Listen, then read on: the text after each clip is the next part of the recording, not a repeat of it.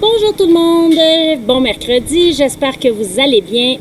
Pour faire suite à la semaine passée, nous allons regarder comment se comporte un chrétien et aussi comment mettre en pratique le fruit de l'esprit. Et ce, tout de suite après ceci.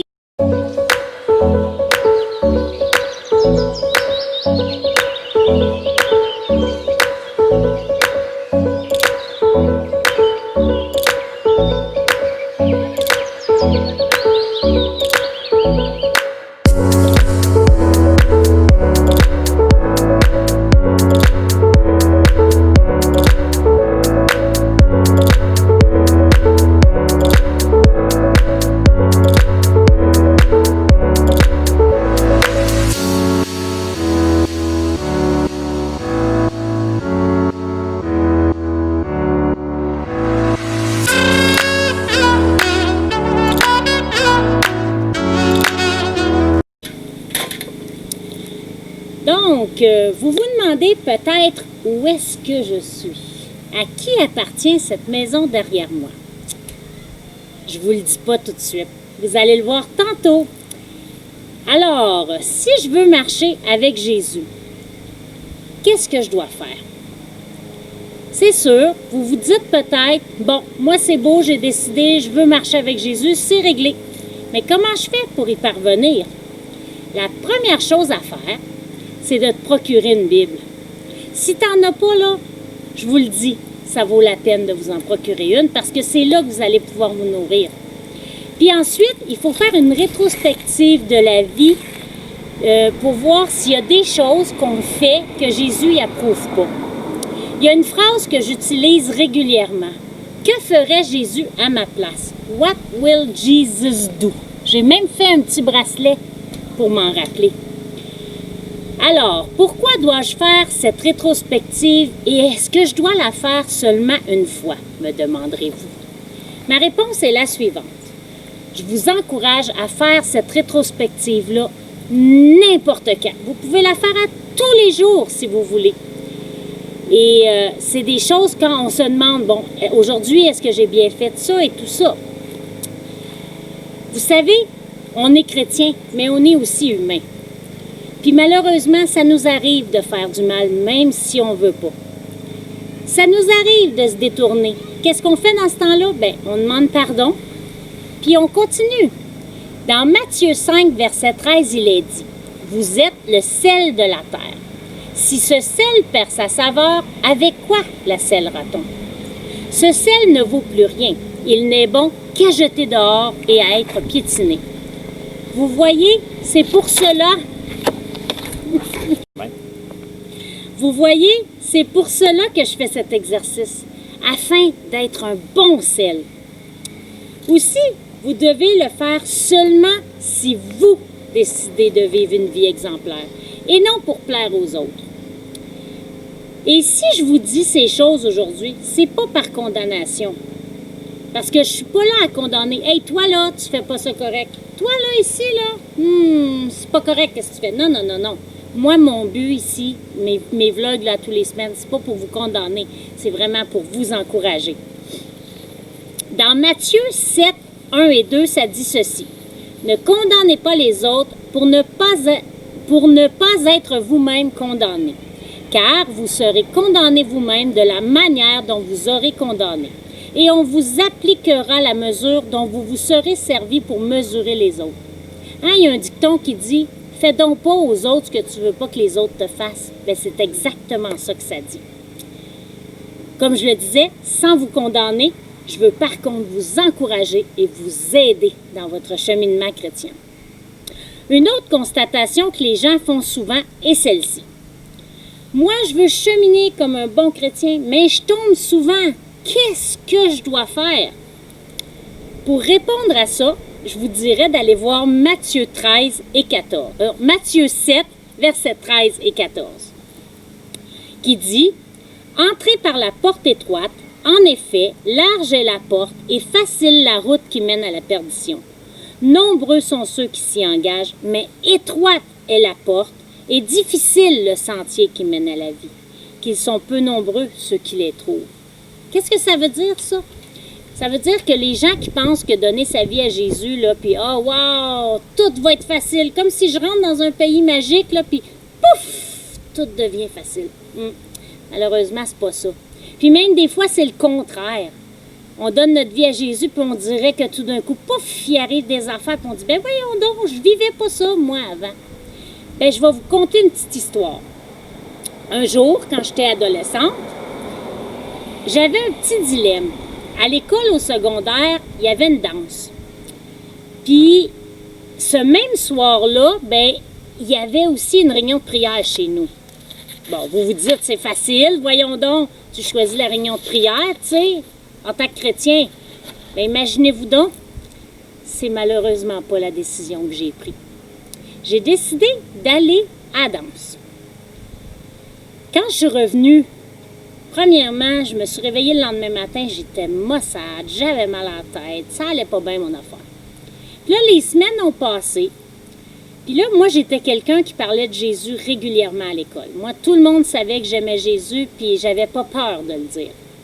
Puis là, ben, on a constaté, ma famille et moi, surtout mon papa, parce que c'est avec mon papa que j'avais eu ce dilemme-là, on a constaté des choses. Puis là, mon papa, il a dit, j'aimerais ça qu'on se parle, parce que j'ai constaté des choses. Et là, lui, il m'a fait réaliser qu'après la danse, j'ai commencé à écouter plus la musique de la radio. J'ai commencé à chanter les musiques de la radio. Puis je me suis éloignée de Jésus. Pensez-vous que c'était fini et qu'il n'y avait plus rien à faire pour moi? Mais non, sinon je ne serais pas ici aujourd'hui pour vous en parler. Heureusement, quand on réalise des choses qu'on n'a pas faites correctes, bien, on demande pardon, puis on continue. Alors, pour continuer mon petit temps, vous voyez, j'ai une belle chaise vide ici, là. C'est pas pour le fun. C'est parce que j'ai un invité spécial. Alors, je vais l'inviter à venir. Allô, allô? Je vous présente mon papa, mon papounet pour les intimes. Alors, Jacques Lapointe, et c'est chez lui qu'on est présentement. C'est ça, la belle maison derrière nous. Et oui, j'ai eu la bénédiction de pouvoir monter à Ottawa, venir visiter ma famille. Alors, je vous laisse entre les mains de mon papa qui va continuer un petit peu sur le sujet. Vas-y, papa. Comme Sylvie vient de vous partager concernant la danse, lorsqu'elle est arrivée pour me parler qu'elle avait été invitée à une danse, tout ça, je lui ai dit, oui, c'est une belle invitation, mais on a aussi la soirée de prière, mais je te laisse choisir, tu as la liberté. Alors, il faut savoir que je connaissais ma fille et que je savais que ma fille aimait beaucoup le Seigneur, et j'ai senti vraiment dans mon esprit que c'était une belle occasion de lui donner la liberté de faire des choix. Et elle a fait le choix d'aller à la danse, et Juliette, sa maman, disait, est-ce que tu es sûr que c'est bien qu'est-ce qu'on fait? J'ai dit oui, c'est très bien qu'est-ce qu'on fait parce que elle est rendue à l'âge où elle doit apprendre à faire ses propres choix. Elle ne sera pas toujours sous la direction de son papa. C'est une chance, hein? Son vieux papa, il sera toujours là sans ça. Donc, effectivement, elle est allée. Et à partir de ce jour-là, j'ai vraiment observé. Et ce qui est intéressant, parce que Sylvie disait qu'elle parlait du Seigneur, mais il y avait quelque chose qu'elle faisait à la maison à chaque jour. Il y avait de la musique qui jouait, de la louange, des chants de Jésus. Elle chantait, elle glorifiait le Seigneur et c'était merveilleux. Mais à partir de cette fameuse danse-là, on n'entendait plus ces chants-là dans la maison, mais on entendait plutôt les chants qu'elle vous a dit tantôt, les belles petites chansons de romance. Mais une autre chose qu'elle ne vous a pas dit, elle parlait bien plus des garçons, comment ce qui était beau dans l'autobus, puis tout ça. Alors, quelques semaines après, juste avant la rencontre de prière, j'ai appelé Sylvie et j'ai dit, j'aimerais ça qu'on puisse parler. Et c'est là que je lui ai partagé. Tu sais, Sylvie, je t'ai donné le choix de pouvoir aller à la danse. Et c'est correct, tu as fait le choix d'aller à la danse, et je ne suis pas là pour te condamner, mais j'aimerais te faire remarquer une petite chose. Depuis ce temps-là, j'entends plus les chants de louange dans la maison. J'entends plus « Ah, j'ai trouvé tel verset. Ah, j'ai trouvé telle chose. » Et j'entends plus, j'ai parlé de Jésus à une personne. J'entends juste, les gars sont beaux dans l'autobus, puis mes filles sont. Vous savez c'est quoi, les histoires de filles, là? Bon. Donc, j'ai fait mention que j'avais remarqué cela. Et pendant que je disais les dernières phrases, les yeux de Sylvie ont commencé à laisser passer des larmes et elle s'est rendue compte. Et c'est là qu'elle a demandé pardon au Seigneur, puis elle m'a remercié aussi. Et ce soir-là, on a fait la rencontre de prière, ça a été merveilleux. Le thème que Sylvie parle, marcher une vie chrétienne. J'ai un beau passage ici. Hein? Comme pasteur, on va chercher la parole de Dieu et c'est un passage qui m'a aidé tellement parce que ce que je vais vous lire, moi, je le vis régulièrement ici. Et c'est dans Romains. On connaît notre ami Paul, mais notre ami Paul avait exactement les mêmes problèmes que vous avez et que j'ai aussi et que Sylvie a encore parce qu'on est humain. Romains chapitre 7, à partir du verset 18. Je vais vous le lire. Ce qui est bon, je le sais, n'habite pas en moi, c'est-à-dire dans ma chair. J'ai la volonté, mais non le pouvoir de faire le bien. Car je ne fais pas le bien que je veux. Ça arrive-tu souvent que tu veux faire le bien, mais tu ne le fais pas? Et je fais le mal que je ne veux pas. Ah, ça c'est mon histoire. Et si je fais ce que je ne veux pas, ce n'est plus moi qui le fais, c'est le péché qui habite en moi. Je trouve donc en moi cette loi. Quand je veux faire le bien, le mal est attaché à moi. Car je prends plaisir à la loi de Dieu selon mon homme intérieur. Je veux plaire au Seigneur, je veux faire ce qui plaît à Dieu. Mais j'ai un problème dans ma chair, il y a une autre loi. Car je prends plaisir à la loi de Dieu selon l'homme intérieur. Mais je vois dans mes membres une autre loi, qui lutte contre la loi de mon entendement et qui me rend captif de la loi du péché. Ah, qui est dans mes membres, misérable que je suis. Est-ce que vous avez déjà dit ça? Ah, Seigneur, encore, ça fait X nombre de fois que je te dis je le ferai plus, puis je le fais encore. Je suis pareil, moi aussi, j'ai dit souvent ça au Seigneur. Misérable que je suis. Le grand apôtre Paul avait le même problème. Qui va me délivrer du corps de cette mort? Et voici ce que le Paul a découvert et que j'ai découvert et que je vais vous encourager à découvrir ici. Grâce soit rendue à Dieu par Jésus-Christ notre Seigneur. Ainsi donc, moi-même, je ne suis, par l'entendement, esclave de la loi de Dieu et je suis par la chair esclave de la loi du péché. Écoutez bien ceci. Il n'y a donc maintenant aucune condamnation pour ceux qui sont en Jésus-Christ. C'est pour cette chose-là que quand j'ai parlé avec Sylvie, je n'étais pas là pour la condamner. J'étais là juste pour lui faire remarquer un changement d'habitude qu'il avait. En effet, la loi de l'esprit de vie en Jésus-Christ m'a affranchi de la loi du péché et de la mort. Là, tu vas dire, mais comment ça se fait que je fais encore des péchés? Écoute bien la suite. Ça, je suis rendu au chapitre 8, verset 3. Car chose impossible à la loi, parce que la chair la rendait sans force, Dieu a condamné le péché dans la chair en envoyant à cause du péché son propre Fils dans une chair semblable à celle du péché. Jésus est venu dans la même chair que nous et il a pris le péché. Et regardez ici le beau verset 4 et le beau verset 5 du chapitre 8. Et cela afin que la justice de la loi fût accomplie en nous qui marchons non selon la chair, mais selon l'esprit. Ouais, tu dis, je veux marcher selon l'esprit, mais comment je marche selon la chair? Écoute bien le verset 5. J'ai fait une belle découverte. Je l'ai lu souvent et j'avais de la misère à comprendre. Ceux, en effet, qui vivent selon la chair s'affectionnent aux choses de la chair, tandis que ceux qui vivent selon l'esprit s'affectionnent aux choses de l'esprit. Comment je fais pour m'affectionner aux choses de l'esprit? Il faut retourner au verset 2. En effet, la loi de l'esprit de vie. Oh! Il y a 3 lois ici. La loi de Dieu, je veux faire les choses de Dieu. La loi du péché qui est dans ma chair, mais il y a la loi de l'esprit de vie. C'est quoi ça, la loi de l'esprit de vie? c'est simple. Julie vous a dit... Julie, oh, Sylvie. ça fait longtemps que je n'ai pas dit ça. Sylvie vous a dit qu'elle se rappelait qu'est-ce que Jésus ferait. Bien, moi, je vais vous rappeler une autre chose. Jésus et le Père nous ont envoyé le Saint-Esprit. Le Saint-Esprit vit en nous, il vit à côté de nous, il vit tout partout, et c'est la loi de l'Esprit de vie. Ça veut dire quoi? Parle avec le Saint-Esprit. Il est là. Il est là. Et c'est lui qui donne les fruits de l'Esprit, mais c'est lui aussi qui va te rendre capable. Donc, ça veut dire t'habituer à vivre la vie de l'Esprit. Souvent, on veut vivre la vie de Jésus, et c'est correct. Mais la vie de l'Esprit, c'est cette loi-là qui va nous faire marcher selon l'Esprit et les fruits de l'Esprit. Amen. Amen. Alléluia. Donc, Sylvie, c'est pas la seule fois là, qu'elle a manqué son coup.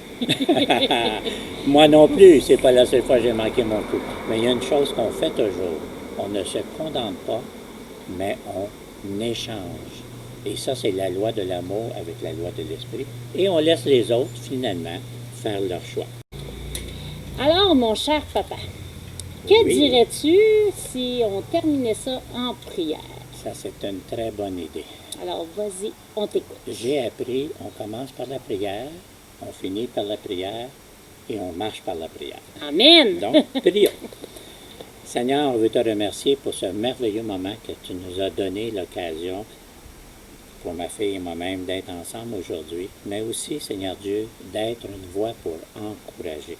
Merci pour ta parole qui est là. Merci pour l'esprit de vie que tu nous as envoyé, le Saint-Esprit, le merveilleux don, et qu'il est avec nous à chaque fois. Et il sait vraiment les choix que nous faisons. Et très souvent, il attend juste qu'on parle avec lui pour nous aider. Comme j'ai réussi à aider ma fille, et je sais que c'était l'esprit de vie en moi qui a fait cette chose-là. Père éternel, Jésus d'amour, que tu puisses, Seigneur Dieu, développer en chacun des personnes qui nous écoutent cette merveilleuse découverte de vivre par la vie de l'Esprit. Dans le nom puissant de Jésus. Amen. Amen. Sur ça, on vous dit bonne semaine. Et oui, on vous laisse avec un chant. Inquiétez-vous pas, on ne l'a pas oublié. Alors, allez écouter ce chant et on se revoit la semaine prochaine. Que le Seigneur vous bénisse. Bye bye! Da, da, da. Da, da. Oh. Si Dieu a mis un rêve dans ton cœur, écris-le, garde-le comme un trésor. Quoi qu'on dise, protège la vision avec passion. Oh oui, quand tu sais de tout ton être que ce rêve ne vient pas de toi.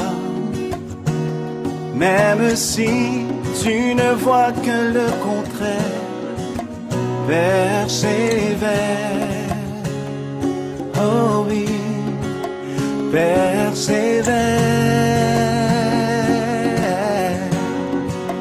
Persévère. Persévère,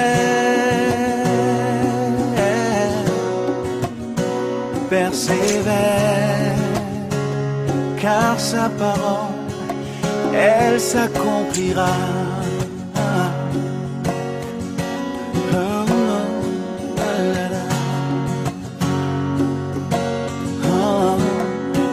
Si dans ton cœur est réelle cette promesse, quand vient le doute, lève-toi et confesse que Dieu est vrai et que sa parole demeure éternelle. Oh, oh, oh. Car ce qu'il promet, mon frère, ma soeur, n'est jamais vain. Toujours fidèle et son chemin certain. Même si les choses semblent n'aboutir à rien, persévère,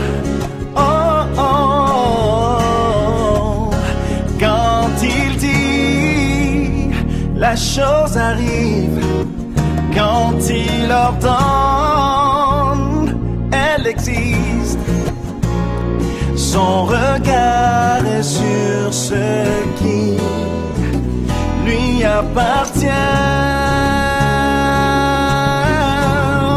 Oh, persévère, persévère, persévère, persévère. Encore une fois, persévère, persévère, persévère, persévère, persévère, car sa parole, elle s'accomplira. Oh oui, elle s'accomplira.